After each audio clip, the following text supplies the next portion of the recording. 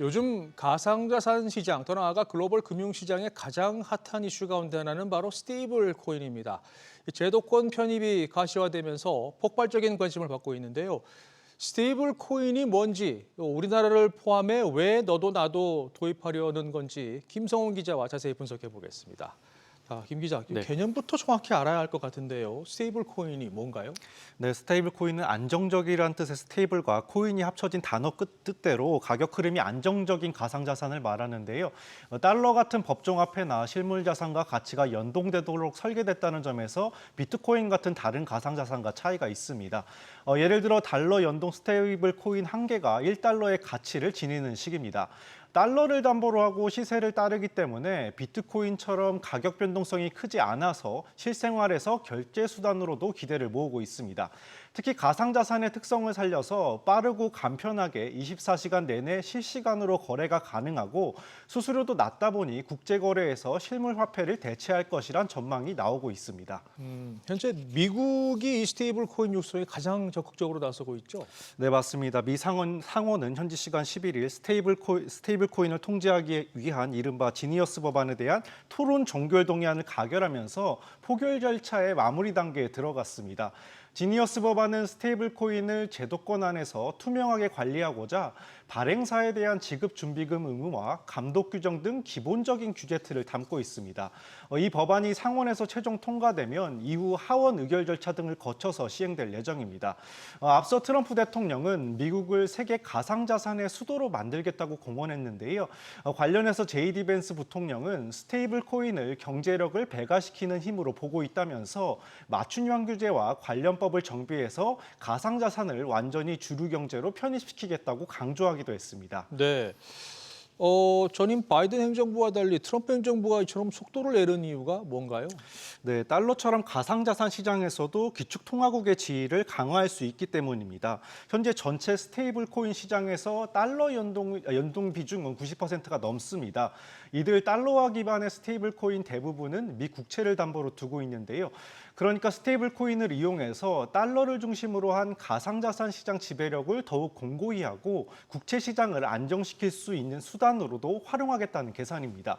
특히 최근 미 국채에 대한 신뢰가 크게 흔들리는 상황에서 스테이블 코인을 통해 국채 수요를 늘리면 금리가 낮아지면서 재정 적자 문제도 해결할 수 있다고 보고 있습니다.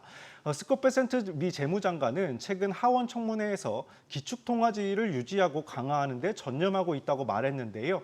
스테이블 코인 입법은 전 세계적으로 달러 사용을 확대할 강력한 수단이 될 것이라면서 법제화가 이뤄질 경우 최소 2조 달러 규모의 추가 국채 수요가 창출될 수 있다고 밝히기도 했습니다. 그렇군요. 이 달러 연동 스테이블 코인이 실제로 활성화되면 이게 이제 국경을 넘어서 다른 나라 금융 시스템에도 영향을 미칠 텐데 이렇게 되면 시장이 상당히 커지겠군요. 네, 그렇습니다. 결과적으로 통화 주권 문제와도 문제가 발생할 수 있는데요. 달러 스테이블 코인으로 인해 각국의 통화 시스템이 무력화될 수 있다는 위기감이 커지고 있습니다. 이 때문에 유럽연합과 싱가포르, 홍콩, 아랍에미리트를 비롯해서 디지털화가 늦다고 알려진 일본까지도 관련법 정비 등을 통해서 자국 통화 기반의 스테이블 코인을 제도화하려고 하고 있습니다. 민간에서도 JP모건과 뱅크 오브 아메리카 같은 글로벌 금융사들이 컨소시엄의 형태를 통해서 스테이블 코인 발행을 검토 중인데요.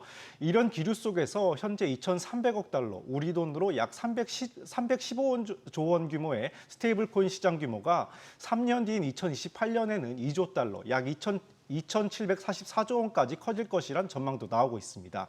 웰스파고는 최근 보고서에서 스테이블 코인에 대한 관심이 정량적, 정성적으로 모두 전환점을 맞았다고 평가했습니다. 그러면서 소비자들이 일상적으로 사용하는 수준에 이르기까지는 앞으로 10년 정도가 걸릴 것으로 예상되지만 상업적인 국경 간 결제와 기업 간 거래에 큰 영향을 미칠 것이라고 전망하기도 했습니다. 네, 관심이 워낙 많이 쏠리다 보니까 이 스테이블 코인 열기를 보여주는 큰 이벤트도 하나 있었죠. 네, 그렇습니다. 테도에 이어서 세계에서 두 번째로 스테이블 코인 발행 규모가 큰 서클이 현지 시간 5일 뉴욕 증시에 상장했는데요. 상장 첫날에만 주가가 공모가보다 168% 넘게 폭등했고요. 3거래일 연속 상승 랠리를 펼치면서 이 기간 수익률이 270%에 달했습니다. 리플의 브래드 갈링하우스 CEO는 서클이 성공적으로 미 증시에 대비한 것은 기관과 개인 모두 가상자산에 대한 관심이 높다는 걸 반영하는 것이라면서 스테이블 코인의 향후 성장성도 낙관했습니다. 네. 자, 우리나라 상황도 좀 보죠. 제도권 편입을 이제 막 시작한 단계죠. 네, 그렇습니다. 이재명 대통령은 대선 후보 시절부터 원화 스테이블 코인 시장을 만들어놔야 국부 유출을 막을 수 있다고 말했습니다. 여기에 초대 대통령실 정책실장의 정통 관료 출신이지만 민간 블록체인 업계에서도 활동하기도 한 김용범 전 기재부 1차관이 임명되면서 시장 친화적 정책 추진에 대한 기대감을 키우고 있습니다. 지난 10일에는 더불어민주당이 원화 스테이블 코인 발행을 통제하기 위한 디지털 자산 기본법을 발의했는데요. 법안에는 대통령직 속 디지털자산위원회를 새로 만들어서 관련 산업을 국가 차원에서 전략적으로 육성하는 내용도 담겼습니다. 이미 국내 주요 가상자산 거래소에서 테도와 서클 등 달러 기반의 스테이블 코인의 거래 규모는 올해 1분기 기준 57조 원에 육박했는데요. 지난해 3분기 17조 원에서 3배 넘게 급증한 수치입니다. 반면 한국은행은 스테이블 코인 활성화에 반대하는 입장인데요. 이창용 한은 총재는 최근 기자간담회에서 원화 스테이블 코인은 화폐의 대체제이기 때문에 비은행 기관이 마음대로 발행하면 통화 정책의 유효성을 상당히 저해할 수 있다고 우려를 나타내기도 했습니다. 네, 뭐 탈중앙화를 가속할 코인의 등장이니까 뭐 상당히 부담스러울 수밖에 없겠죠. 뭐 그렇다고 미룰 수만은 없는 상황인데 혹시 부작용이나 뭐 우려되는 뭐 이런 변수들은 없습니까? 네, 대표적으로 노벨 경제학상 수상자인 폴 프루그먼 뉴욕 시립대 교수는 스테이블 코인의 효용성에 회의적인데요. 스테이블 코인의 유일한 경제적 이유는 익명성으로 이는 범죄 행위를 돕는 데 유용하다면서 오히려 자금 세탁 등에 악용될 가능성을 지적했습니다.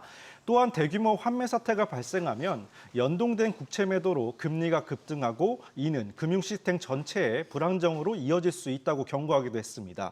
뱅크 오브 아메리카도 최근 보고서에서 관련법 마련을 통해 스테이블 코인이 활성화되면 미국의 단기 국채 수요를 키우고 덩달아 미 국채 발행도 늘면서 채권 시장 변동성이 극심해질 수 있다고 내다봤습니다. 여기에 과거 대규모 투자자 손실을 낳았던 테라 루나 사태가 재발하지 않도록 신뢰와 보안성을 어떻게 확보하느냐가 해결해야 할 과제로도 꼽히고 있습니다. 그렇군요. 알겠습니다. 김성훈 기자 잘 들었습니다.